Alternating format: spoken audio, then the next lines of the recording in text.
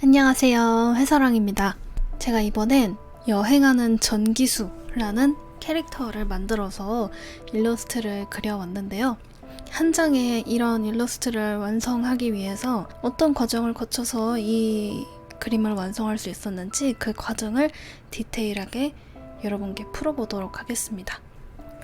일단 처음 시작은 멤버십으로 진행하는 라이브 방송에서 오랫동안 알고 지낸 제자가 찾아와서 요새 데몬 헌터스의 사자보이즈가 유행인데 갓쓴 남캐 한번 그려주시죠? 라는 리퀘스트 요청을 해가지고 그리게 됐어요.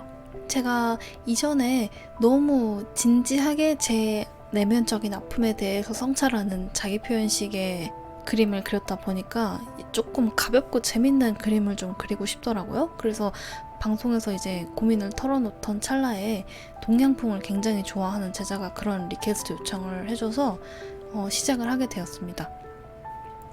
취향대로 이목구비를 그려나갑니다. 워낙에 사람을 정말 오래 그렸다 보니까 어떤 눈빛을 좋아하는지, 어떤 헤어스타일을 좋아하는지, 남자 여자는 어떤 몸매로 그리는 걸 좋아하는지가 이제는 꽤 확고하게 자리가 잡힌 것 같아요. 그래서 사람을 그린다, 캐릭터를 그린다 하면은 꽤 명확하게 그 이미지가 나오는 것 같더라고요, 바로. 그래서 저는 약간 외모는 되게 날티나게 생겼는데 내모는 굉장히 진지한 그런 사람을 좋아하기 때문에 이제 그런 생각을 하면서 가옷을 쓴 남자 캐릭터를 이렇게 창작해서 그려봤습니다. 사람은 아무런 자료를 보지 않고도 다양한 캐릭터를 창작해서 그릴 수 있는데요. 그 이유는 안 보고 많이 그려봐서가 아니라 보고 너무 많이 그려가지고 다 외워버린 겁니다. 사람 그리는 방법을. 가끔 이제 사람이라든지 배경이라든지 디테일하게 그리는 거를 보시는 분들이 어떻게 디테일을 만들어 나가냐, 완성도를 올리냐 물어보시는 분들이 계시는데 우리가 그림을 그리려고 하는 거는 정말 대단한 초현실주의나 뭐 인상파나 이런 게 아닌 이상은 되게 현실적으로 사실적으로 그림을 그리고 싶어 하잖아요, 대부분의 사람들이. 현실적으로 좀 매력적인 캐릭터, 섹시한 캐릭터, 예쁜 캐릭터 이런 걸 그리고 싶어 하기 때문에 일단 눈에 보이는 것들을 굉장히 잘 그리는 게 그림은 중요합니다. 현실적인 감동을 주고 싶은 거라면요. 그래서 저는 정말 오랫동안 사람 모작을 많이 했어요. 그렇게 그리다 보니까 머리카락 그리는 방법이나 얼굴 그리는 방법이나 이 옷주름 그리는 방법 등등이 그냥 외워져 버리더라고요. 그래서 사진은 간간히 핀터레스트에서 뭐 가시라든지 동양풍 의상 디자인 같은 걸 잠깐 흘깃흘깃 보는 것 이외에는 전혀 참고하지 않았고, 배경은 지금 보시는 것처럼 창작을 완벽하게 하기에는 아직 배경은 제가 그렇게까지 무수히 많은 모작을 해보진 않아서 언스플래시 같은 저작권이 없는 사이트에 들어가서 마음에 드는 캐릭터와 어울리는 배경을 한 장 골라서 참고하면서 그림을 그렸습니다. 사람은 참고 안 해도 되는데 배경은 참고해야 되는 이유는 배경은 아직 충분히 그 시각적인 데이터가 모이지 않았기 때문이에요. 이 사람이라든지 옷주름 같은 거는 한번 구조를 외우고 나면은 사실 어떤 식으로 응용을 하던지 간에 이미 좀 거기서 거기인 편이거든요. 그래서 어떤 식으로 응용을 하거나 포즈가 바뀌어도 능숙하게 그리는 편인데, 배경은 구조나 원근법을 이해한다고 해서 바로바로 그려지진 않아요. 초가집이나 벽돌집이나 돌집이나 생긴 게 다 다르기도 하고, 투시원근법이라는 구조를 한번 파악한 이후에는 정말 최대한 많은 다양한 배경을 그려보면서 공간 인테리어를 좀 암기해야 그때부터 배경이 좀 창작이 되기 시작하더라고요. 저는 아직 그 정도 경지까지 못 갔습니다만. 그래서 이번에는 제가 상대적으로 익숙한 사람은 저렇게 거의 자료를 보지 않고 완전 창작으로 그렸고, 배경은 아직 창작으로 그리기에는 많이 부족하기 때문에 사진을 저렇게 참고해가지고 동양적인 배경을 채워주었습니다. 그리고 저번에 불타는 천사를 그릴 때 배경을 채우지 않은 것이 워낙 아쉬웠어서 그런지 배경을 꼭 그려놓고 싶더라고요. 열심히 언스플래시에서 저작권 상관없이 다운받을 수 있는 자료를 하나 골라서 그림을 그려주었습니다. 여러분, 핀터레스트나 다른 외부에 저작권이 있는 자료를 그대로 따라 그리시면 안 됩니다. 너무 그렇게 하는 팔로워가 많은 그림 작가님들이 많아서 초보자분들께서 원래 핀터레스트 사진 저렇게 따라 그려서 영상 만들고 전시회하고 굿즈 만들어도 되는 건가? 하실 수도 있는데 안 돼요. 그렇게 하시면은.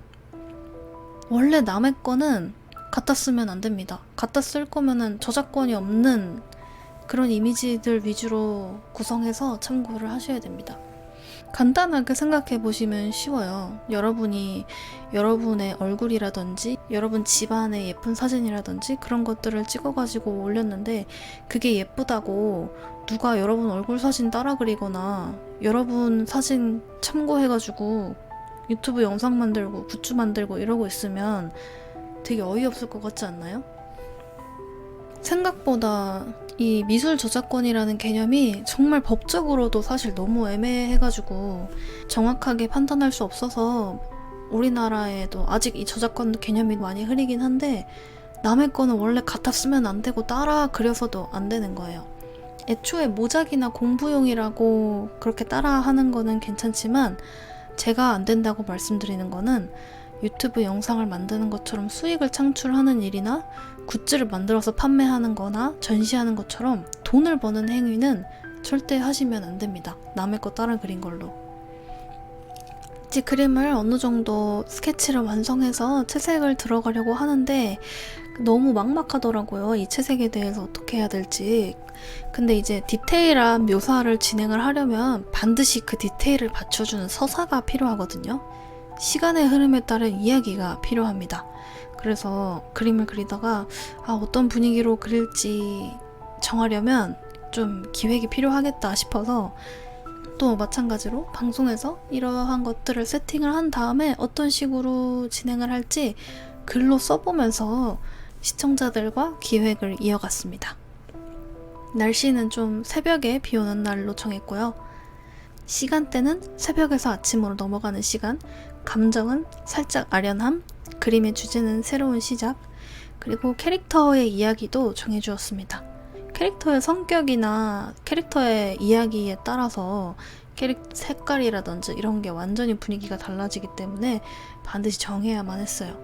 저는 여행 다니면서 사람들에게 재밌는 이야기를 들려주며 귀족의 환심을 사서 돈을 잘 버는 그런 여행하는 이야기꾼 같은 설정으로 이야기를 짰는데요. 이 이야기를 듣더니 한 시청자분께서 전기수인가요? 라고 말씀해 주셔서 그게 이 캐릭터의 직업이 되었습니다. 전기수는 사람들에게 옛날에 소설을 읽어주거나 낭독해주던 직업을 전기수라고 불렀다고 하더라고요. 저도 이번에 처음 알게 된 단어인데 한 박식한 시청자분 덕에 알게 되어서 이 캐릭터는 온갖 곳곳을 여행을 다니면서 사람들에게 재밌는 이야기를 들려주고 돈을 받는, 그래서 귀족들한테 이쁨을 받는 그런 소설가이자 이야기꾼인 훈남 남캐 캐릭터로 정착이 되었습니다. 그리고 머리 색깔도 약간 아름답게 살구색으로 그려보면 어떻겠냐고 시청자분께서 제안해 주셔서 그렇게 그려지게 되었어요. 제가 저번에 불타는 천사 그림 완성하고 나서 너무 그림에 공을 많이 쏟아서 그런지 그림을 그릴 에너지가 정말 나지 않는 느낌이 되게 오랫동안 들었거든요. 근데 이렇게 시청자분들께서 하나하나 제안해 주시는 것들로 그림을 채워나가니까 외부의 영향을 받아가지고 이렇게 진지하게 그림을 완성해 본 게 정말 오랜만인 것 같고 재밌다는 생각이 들었습니다. 저는 반드시 제가 그리고 싶은 것만 그려야 되는 되게 똥꼬집 예술가인 줄 알았는데 생각보다 남의 의견도 그림에 되게 잘 반영하는 그런 사람이었더라고요. 그래서 제가 설정한 것을 토대로 이렇게 꼼꼼하게 그림에 밑색을 깔아줬고요. 밑색을 어느 정도 깔아둔 후에는 컬러 러프를 들어갑니다. 컬러 러프는 한번 거칠게 색깔을 발라보는 단계예요. 이게 사람은 그냥 바로 디테일하게 묘사를 들어가도 사실 상관없긴 한데 배경 같은 경우에는 특정한 날씨라든지 공간의 온도라든지 장소의 분위기라든지 이런 것들을 조화롭게 그리는 게 진짜 어렵거든요. 그래가지고 한번 이렇게 미리 색칠해보지 않으면 본 묘사를 들어갈 때 디테일을 올리는 것과 그 분위기를 만들어내는 게 동시에 되지가 않더라고요. 그래서 저는 항상 이렇게 그림을 일부러 파일을 하나 더 만들어서 보시는 것처럼 화질을 확 낮춘 다음에 크기를 줄여가지고요. 여기다 한번 컬러를 거칠게 한번 얹어봐요. 아, 어떤 느낌으로 칠할까? 빛은 어디서 오는 걸로 할까? 명암은 어느 정도로 칠할까? 뭐 어떤 분위기의 명암으로 칠할까? 이런 것들을 거칠게 한번 색깔을 발라보면서 좀 실험을 해봅니다. 제가 스케치에 비해서 채색이 아직 많이 부족해서 좀 즉흥적으로 잘 그려지는 스케치와는 다르게 채색은 좀 이렇게 몇 번 실험을 해봐야 좋은 결과물이 나오더라고요. 이렇게 배경까지 한번 거칠게 채색을 하고 나면 그제서야 이렇게 다시 고화질 파일로 넘어와서 제가 컬러러프에서 선택해뒀던 색을 골라서 다시 컬러를 조정해줍니다. 지금 그림은 살짝 뒤에서 새벽빛이 들어오는 역광으로 그려졌네요. 저렇게 지금 레이어 계속 껐다 켰다 하면서 아, 내가 컬러러프에서 어떤 색을 칠했지 하면서 그걸 스포이드를 그대로 찍어서 원본 파일에다가 적용시키는 중인 겁니다. 어떤 색으로 칠할지가 컬러러프에서 이미 정해졌기 때문에 지금 고화질 묘사에서 제가 신경 쓸 거는 색으로 조각을 하는 일입니다. 이게 묘사라고 하는 것, 그러니까 명암을 올리는 거, 어두운 거, 밝은 거를 하면서 신경 써야 되는 게 결국 그림을 조각하는 일이거든요. 3D처럼. 근데 그래서 이 조각에만 신경 쓰다 보면은 컬러의 조합까지 신경 쓸 수가 없어가지고요. 저는 이 두 단계를 분리하는 식으로 좀 현명하게 그림을 이끌어 나가려고 하는 것 같아요. 그래서 저런 터치 하나하나를 정말 섬세하게 이미 정해진 컬러로 진행을 해줍니다. 이 묘사도 역시 아무것도 안 보고 합니다. 아무것도 안 보고 어떻게 저렇게 디테일한 묘사를 올리냐 물어보신다면 이것도 모작을 진짜 많이 해서 인체를 색칠하는 방법을 그냥 외워버렸어요. 저는 진짜 완성도에 대한 욕심이 많은 사람이었어가지고 그 창작을 하려고 하면은 스스로 뭘 명암을 어떻게 넣어야 될지를 진짜 모르겠더라고요. 그래서 그림 실력이 좀 한참 늘 초중반 시기 때 한 20대 중반쯤이었던 것 같은데 그때 모작을 진짜 주구장창했어요. 근데 그렇게 사람 얼굴이고 배경이고 막 모작을 해대기 시작하니까 사진을 따라 그리는 걸 말하는 거거든요. 아, 얼굴 이렇게 생겼구나. 아, 이렇게 생긴 얼굴을 색칠하려면 이렇게 생긴 의상을 색칠하려면 아, 이 정도 붓터치로 이 정도 컬러를 넣으면 되는구나가 다 보여버리더라고요. 암기가 되고. 대신 굉장히 빡세기는 합니다. 일단 사진을 따라 그리는 것 자체가 쉬운 게 아니고 정말 머리가 아플 때까지 사진과 내 그림을 번갈아 보면서 그 관찰해야 되고 그 색을 뽑을 수 있는 컬러 피커인 스포이드 기능도 전혀 쓰지 않고 모작을 했기 때문에 내 눈에 보이는 것과 내 손이 따라가는 그 싱크로를 일치시키는 것도 되게 힘들었고 생각보다 그림을 그리는 게 이렇게까지 어려웠구나를 저는 모작으로 되게 많이 알게 된 것 같아요. 안 보고 잘 그리고 싶으면 보고 많이 그려야 됩니다. 다 외워버려서 잘 그리는 거예요. 안 보고 잘 그리는 사람들은. 그러니까 영어 단어 같은 거라고 생각하시면 될 것 같아요. 영어 단어를 하나도 모르는데 영어를 잘 말할 수 없잖아요. 그 영어를 잘하는 사람들도 처음에 문법이라든지 영어 단어라든지 엄청 빡세게 외웠던 시절이 있을 거잖아요. 그것처럼 그림도 여러분 외워야 돼요. 그 시각적인 디테일을. 그래서 그 암기하는 시간이 필요하다. 모든 사람한테 필요한 거는 아니고요. 저처럼 꽤 사실적인, 현실적인 디테일을 창작으로 올리고 싶은 사람한테는 그 사진 모작이 굉장히 중요하다라고 말씀드리고 싶습니다. 그러면 이렇게 옷주름이 됐든 얼굴 묘사가 됐든 그냥 안 보고 입체감이 나오는 그 정도는 능숙하게 뽑아낼 수 있어요. 참고로 과거에 우리한테 거장이라고 기억되고 있는 수많은 화가들도 어릴 때 아카데미나 이런 데서 관찰력과 표현력을 기르는 시간을 꼭 가집니다. 그래서 우리도 창작으로 사실적으로 잘 그리려면 먼저 보이는 것들을 현실적으로 잘 따라 그릴 수 있어야 돼요. 자, 이렇게 인물을 어느 정도 그리고 난 다음에는 배경도 묘사에 들어가기 시작했는데 제가 여기서 조금 막히기 시작을 합니다. 그러니까 사람 그리는 거는 저 사람 자체가 자료를 거의 보지 않은 완전 제 창작으로 그린 캐릭터잖아요. 그래서 그런지 좀 정도 많이 가고 애착도 깊고 마치 아들 하나 만든 것 같은 그런 기분으로 애정을 가지고 그림을 그려나가고 있는데, 저 배경 같은 경우에는 제가 언스플래시에서 괜찮은 동양풍 이미지를 하나 참고해가지고 그린, 제 창의력이 그렇게 많이 들어가지 않은 영역이란 말이죠, 배경이. 그래서 컬러러프를 할 힘 정도는 있는데 막상 고화질로 이렇게 원본에서 다시 디테일한 묘사를 하려고 하니까 왠지 자꾸 잘 안 되는 거예요. 지금 술술 그리고 있는 것 같지만 방송에서 이거 그림 그릴 때 진짜 끙끙 앓는 소리 시청자들한테 많이 하면서 그렸거든요. 근데 그래서 그림이 너무너무 안 그려지고 속상하고 그러더라고요. 그래서 그림 그리는 내내 왜 그런가 생각을 해보니까 어렵더라도 좀 창의력을 사용해서 그 공간 디자인을 기획하지 않으면 이게 그림을 이끌어갈 열정과 애정이 안 생기는 거예요. 어쨌든 그림도 좋자고 그리는 건데 내 창의력이 들어가질 않으니까 그냥 남의 거 적당히 따라 그리는 게 되어버려가지고 그림이 진짜 잘 안 그려지고 재미도 없더라고요. 그래서 사람을 묘사할 때에 비해서 너무 텐션도 떨어졌고, 그리고 또 다른 좀 그림이 배경이 안 그려졌던 이유로는 그림의 스케일이 너무 성에 안 차는 거예요. 제가 이거를 동양풍을 좋아하는 제자한테 리퀘스트를 받아가지고 그리기 시작했다 그랬잖아요. 그래서 뭔가 낙서로 시작을 했다 보니까 배경의 공간의 규모, 스케일이 좀 적당히 이렇게 그려졌는데, 저는 되게 스케일이 큰 공간을 그리는 걸 좋아하거든요. 그래서 그런지 이 공간이 너무 작아 보이는 게 취향이 아니니까 또 안 그려지는 거예요. 제가 여러분 맨날 그림 그릴 때 취향 그려야 된다고 강조하잖아요.